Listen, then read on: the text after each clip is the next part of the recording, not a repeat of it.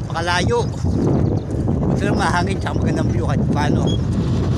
Kaya kahit okay lang. Yan o. Okay lang.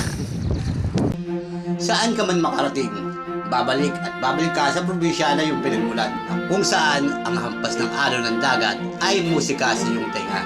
Ang mga pagkain na iyong kalalakihan ay hinahanap pa rin ng iyong panlasa, at ang mga tradisyon, kultura at paniniwala ay bahagi pa rin ng iyong pagkatao. Hi, ako si Kiko, isang nature vlogger at content creator na mula sa Pasig City. At ngayong bakasyon, magbalik probinsya tayo. Muli akong maglalakbay sa Pilipinas gamit ang aking bisikleta. Susuyurin ang bawat kalsada at bibisita sa 82 probinsya para tuparin ang isa sa aking mga childhood dream, ang masilayan ang ganda ng Pilipinas, upang bigyan ng buhay at kulay ang malaman ng aking lipunan. Minsan, aking pinag-aralan sa 4 na sulok ng paaralan. Kaya tara, samahan niyo ako mabadyak ng may 1,000 kilometro at ikutin natin ang bansang tinuburiang perlas ng silangan, ang ating bansang Pilipinas. Again, I'm Kiko Kalikasan from Pasig City, and join me as I travel the raw, magical, and stunning beauty of our country, Philippines. Kaya tara, badyak!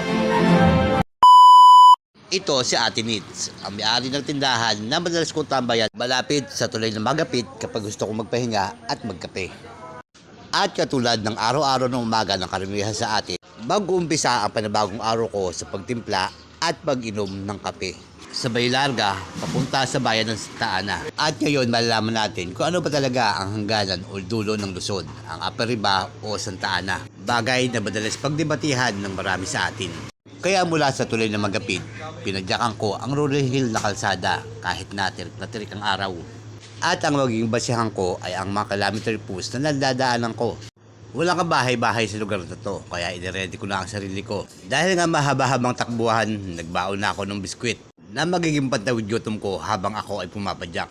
Nang mga 20 kilometers na ako, nagpahinga muna ako.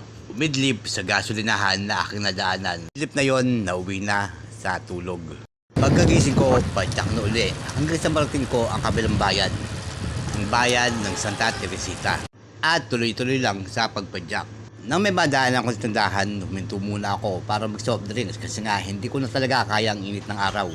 Pagbalik ko ng kalsada, narating ko na ang Barangay Luga. Mula Barangay Luga, pumadyak pa ako ng 7 kilometers hanggang sa marating ko ang Arko ng Gonzaga. At sa puntong to, naka 600 kilometers na ako.